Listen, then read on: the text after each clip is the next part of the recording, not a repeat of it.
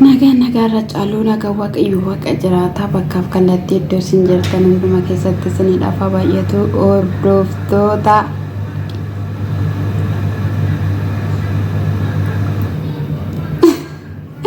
maaliif akka maqaa isaa dha'uu dhiisee sinii gala jedhee yaada. Galata waaqayyo yeroo darbee waa'ee mataa saaf dubbachuudhaan miti garuu kanan dhufe waa'ee mataa dubbadheen tureeyyuu isaa waaqayyo siif kennee fi waaqayyoon galateeffattee beektaa yaa daldhuu miti garuu baasawwee daldhuun jedhame. Mee eessa kootu daldhuudha. Daldhuun immoo maali? An dildhu malee daldhuun beeku. Egaa akka biyya keessanitti yookiin immoo naannoo keessanitti ta'uu mala jechuudha. Ani baasawwee jechuudha. Ani qeddoonii jecha namaatiif dhugaa dubbachuuf iddoo tokkotti hin qabu. Iddoo tokkotti waan baay'ee argee waan baay'ee keessa darbee waan baay'ee isaa gaarii yaraa dabaasee saqaccamee nama bahe waan ta'eef I don't care. Ela barbaadde mataa koo gadi garagalchuu barbaadde akka jedhe inni ashin akka jettu jechuudha. Siqqedheen kolfa meseejii sana dubbiseen jechuudha. Akkasitti sin bashannansiisuu qaba malee sin aarsuu hin qabu jechuudha. Amma namoonni tokko namni na komentii barreesse akkas maal taateetta qibexxessee taateetta ati qibexxereedha ani kattiin jiraadha ani qabeenyi koo kana ani qibexxesseen koo kana jedhu jechuudha. Wallaan irratti dhufanii jechuudha. Na akkas ta'u hin qabu. Tuuffadhuuti itti bashannaniiti laakii godhiifiiti biqilsi kenniifiiti bira darbi. Maaliif yoo jette ta'ee subscribe godhanii laakii godhanii meseejii barreessaniiru.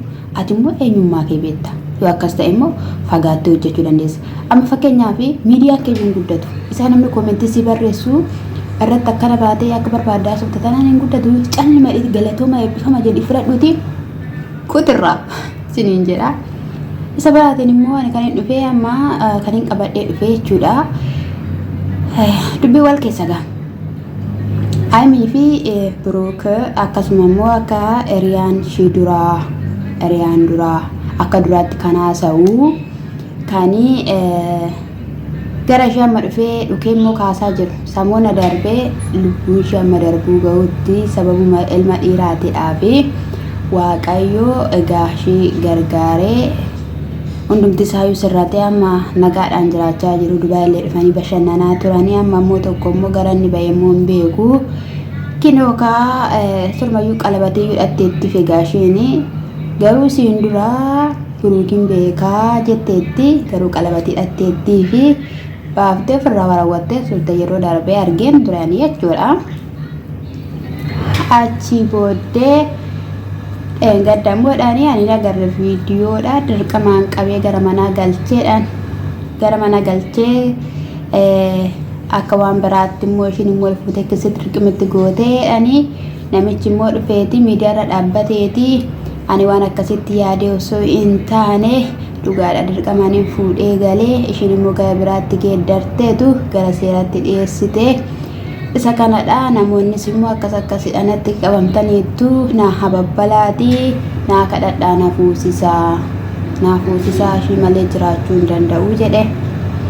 Achi yootuma kana jechaa jiru amiin dhuftee haartee jirti dallantee jirti maaliif guddaa'uuni gara seeratti fudhattee jennaan inni cal jedhee sakkan si ilaalu barbaaddee jennaani ani si'iin ala hin jiraadhu siin ala jiraachuu hin danda'u Biruuk gidduu keenya haa ba'u baasi jireenya keenya gidduudha waliin jiraanna jennaan hin ta'u bafisuumii si faana jiraachuu hin danda'u jennaan aniifatti dhimma walirraa qabna gaafa hin jettuuni aniifatti dhimma walirraa qabna barreeffamni jira suurri jira viidiyoon jira jedhe. Itoophiyaa keessatti egaa yeroo hammaa kana ni jaalata har'a isa sana jaalata yookiin immoo har'a ishii sana jaalata iftaan immoo kan biraa jaalata achi booddee hin fuudha yeroo ji'a lama hin hiika.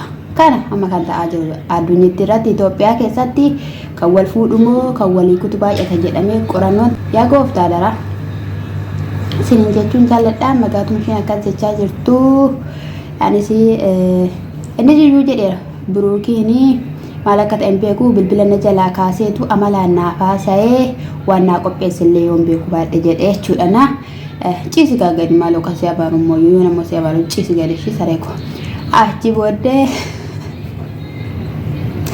keessan bashannanaa ishee achi booddee na jalaa haasa'ee jedhee tokkichuma gaa'ee akkuma isaan jedhanii konkolaataa akka bitemmoo argineera mitire konkolaataa isaatiin dhufee konkolaataa irraa bu'ee xen jechaa dhufee hodhannaa funyaan keessaa dha'ee dhiiga keessa gadi yaasee achi booddee funyaan qabatee achi booddee sooftiin akka hin deedhee himtiyyuu sooftii kennitee fi sana booddee walitti ka'anii gargarriin uumame edaa isheen na bira jirtuuf malee silaa seenee godha tureeyyuu kottu waliin deemnaa maal barbaaddaa dhiirummaa keetikaa gootummaa kee dhakaa kaanii dubartii fuusisee gara manaatti si galchisiisee dandeettii kee dhakaa hubannaa kee dhakaa jennaanii dingaraasii jennaanii situ dingaraasiidha dubartiin akkattiin miti kan fuudhamtee galtuu dubartiin seeraan fuudhatamtee galtii ati garuu hanqina ishee yookiin immoo dadhabbina ishee ilaalteetu fuutee galteedhe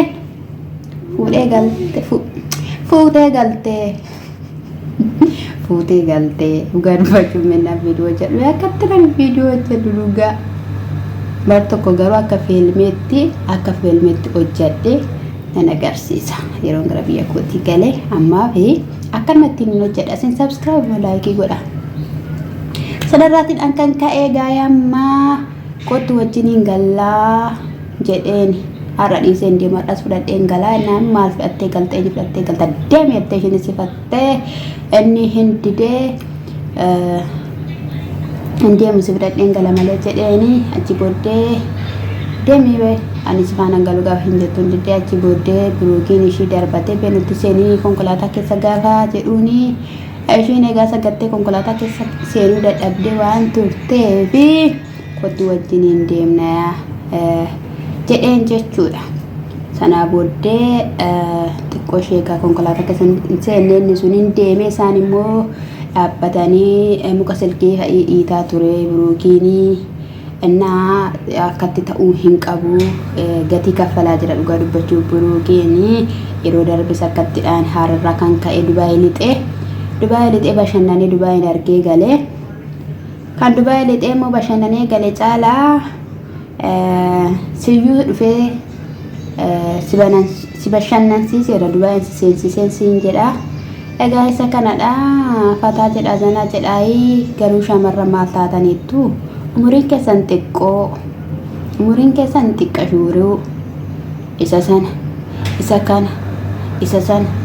isa kana mee maalidha mee sin dhugaa akkamittiin laphee ani laphee akkasiin qabu dhugaa waaqayyo dhugaa dubbachuudhaaf tanan jechuudha ani laphee dhiiraa jaalatanii dhiiratti isa sanatti firoomanii laphee dhiiraa jaalachuu inni sunis kan koo inni kunis kan kootiin qabu lapheen koo affaa namaa dhiirotaadhaaf jechuudha na amma garuu dirqamumaan jaaladheera dirqamumaan tokko giddumaan isayyuu dafee baname isinitti fakkaate lapheen dirqamaan dafee hin baname dirqamaan baname yeroo dheeraan booda baname jechuudha har'ayyuu egaa gaafa banameeyyuu jedhuyyuu isa malee irramina qabu midhaan hin nyaadhu bishaan hin dhugu na bira hin jirtu sirum na bira hin jirtu jechuudha na bira hin jirtu nana manas kaane ansanyii addaa midhaan nana mana bakka waaqayyo yeroo isaatti yeroo nani waan tokko barbaade takka naa kennu waan hin amanu bakka akkasittidha jechuudha kan nana manee taa'e jechuudha na isa kanadha isa kana Hawaasi yaa galatu ka galateeffadhu jedhame yaa waaqayyo si yaa galatu ka biro filicisme filicisika inana singa di chips wazina alingora na nakaladani nani chiki nama qabu isa kana da sinin jechuuni jaaladhaay jabaadha bartu